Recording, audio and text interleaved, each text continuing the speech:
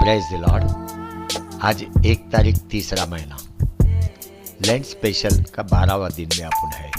विषय विश्वास। पढ़ते हेब्री का किताब 10 अध्याय 23 वचन। और अपनी आशा के अंगीकार को दृढ़ता से थामे रहे, क्योंकि जिसने प्रतिज्ञा किया है वह सच्चा है। ये वचन विश्वासियों का विश्वास बढ़ाने के लिए है, विश्वासी को एक प्रोत्साहन देने के लिए।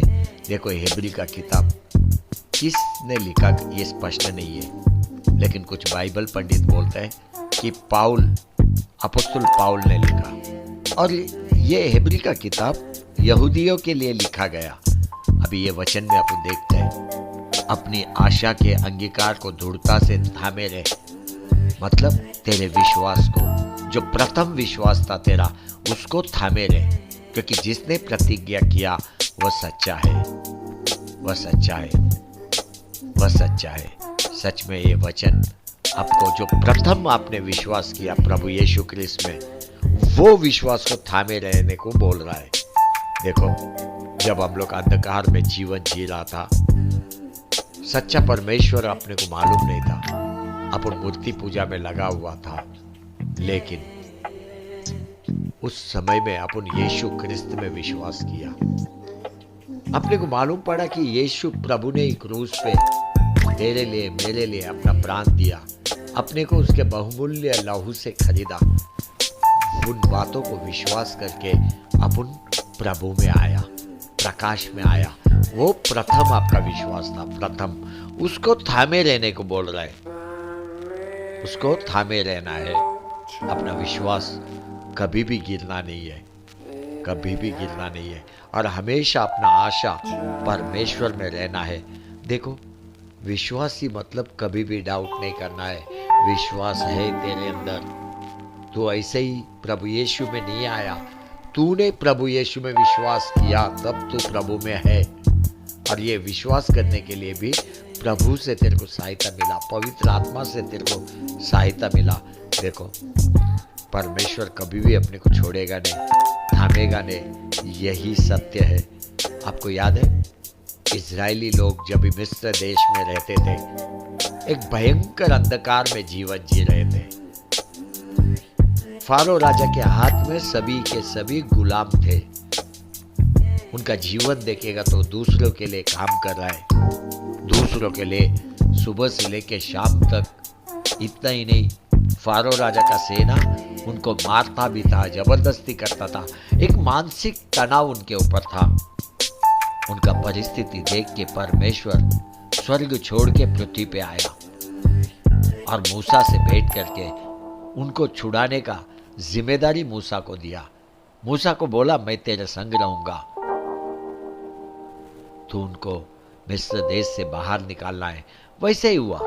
देखो, जब मूसा उनके साथ बातचीत किया, उन्होंने मूसा के बातों पे विश्वास किया। उन्होंने विश्वास किया कि परमेश्वर ही हमें इस परिस्थिति से बाहर निकालेगा। वो उनका प्रथम विश्वास था। लेकिन क्या हुआ, जब मिस्र देश से बाहर आ रहा था, एक बलवान विश्वास था उनके अंदर। जब लाल समुद्र को उन्होंने पार किया, एक बलवान विश्वास था उनके अंदर। लेकिन कुछ समय बीतने के बाद धीरे धीरे उनका विश्वास परमेश्वर से जाने लगा। उनका जो प्रथम विश्वास था वो उन्होंने खोने लगा।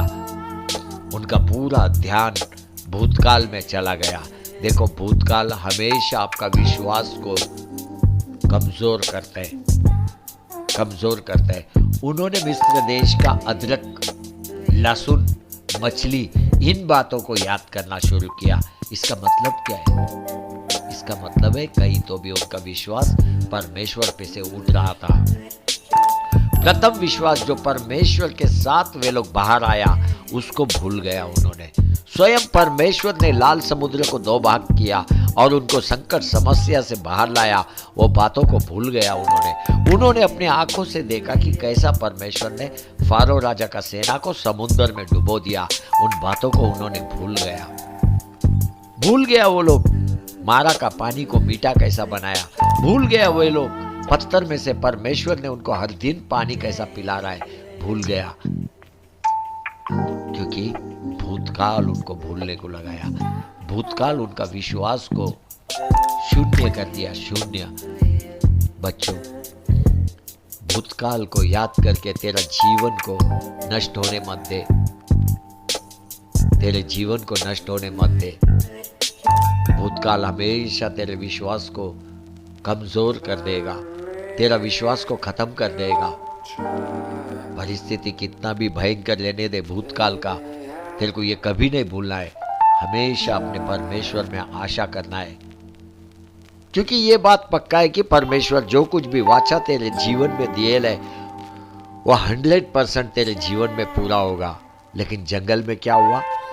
जिन्होंने परमेश्वर का आज्ञा मानने से मना किया वे लोग कनान देश में प्रवेश नहीं कर पाया, वाचा के देश में प्रवेश नहीं कर पाया।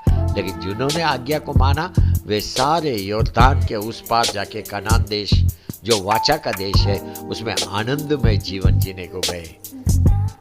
बच्चों, तेरा विश्वास कभी भी खोना नहीं है, कभी भी खोना नहीं है। पढ़ते हेब्री का किताब 3 अध्याय 14 वचन, क्योंकि हम मसीह के भागी हुए हैं यदि हम अपने प्रथम भरोसे पर अंत तक दृढ़ता से स्थिर रहे हैं। क्या बोलता है यहाँ पे वचन? प्रथम भरोसा, मतलब प्रथम जो विश्वास तेरे अंदर आया वो अंत तक रहना चाहिए, स्थिर रहना चाहिए। ये बात अपने को इजराइलियों में दिखाई नहीं दिया, उनका विश्वास स्थिर नहीं था, अंत तक नहीं था। इसलिए कई इजरायली लोग जंगल में ही मर गया, वाचा का देश में नहीं गया।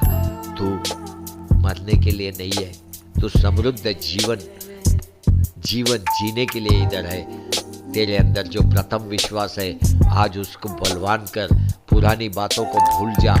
वो तेरे को कमज़ोर करेगा, कमज़ोर करेगा, कमज़ोर करेगा, तेरे विश्वास को नष्ट करेगा, तेरे विश्वास को शून्य कर देगा। प्रभु को याद कर, उसी में तेरे को आशा है, उसी में अपने प्रभु में जो प्रथम विश्वास था उसको थामे रहे। पवित्र ग्रंथ यही कह रहा है हेब्री का किताब 10 अध्याय 23 वचन में, और अपने आशा के अंगीकार को दृढ़ता से थामे रहे, दृढ़ता से, बलवान रीति, बलवान रीति, बलवान रीति तेरे विश्वास को थामे रहे। Hallelujah, hallelujah. परमेश्वर सच्चा है, परमेश्वर सच्चा है। देखो, अपना जन्म से पहला ही प्रभु यीशु ख्रिस्त ने क्रूस के ऊपर सारा उपाय अपने लिए करके रखा, सारा उपाय अपने बच्चों के लिए, अपने पीढ़ी के लिए उपाय करके रखे लाए। इन बातों को अपने जीवन में अमल कर, तेरा विश्वास बढ़ता जाएगा। क्रूस पे देखेगा तो वो जो लहू बह रहा है वो तेरे लिए है, तेरे लिए। वो शरीर जो तोड़ा गया है वो तेरे लिए है। शरीर क्यों तोड़ा गया? ताकि तू एक स्वस्थ जीवन जिए, तू बलवान जीवन जिए, तू लंबी आयु जीवन जिए। और जो लहू बह रहा है वो तेरे को सिखाता है, वो तुझसे बात करता है, वो लहू बोलता है अपने परमेश्वर को प्रेम कर, अपने पड़ोसी को प्रेम कर। वो 2 आज्ञा है, लहू, दूसरा कुछ नहीं है, नया आज्ञा है। देख, तेरा विश्वास को टूटने मत दे। हो सकता है तू भयंकर बीमारी के वजह से विश्वास में कमजोर हो रहा है, हो सकता है फाइनेंशियल परिस्थिति के कारण तू विश्वास में कमजोर हो रहा है, हो सकता है कई सारा कर्जा तेरे ऊपर है, तेरे पास कोई उस प्रश्न का उत्तर नहीं है, लेकिन तू कमजोर मत हो। उन बातों को याद मत कर, तेरा विश्वास को टूटने मत दे। अपने परमेश्वर को याद कर, जो प्रथम विश्वास तूने परमेश्वर पे करके आया, उस प्रथम विश्वास को याद कर। मेरा परमेश्वर सच्चा है, मेरा परमेश्वर सच्चा है।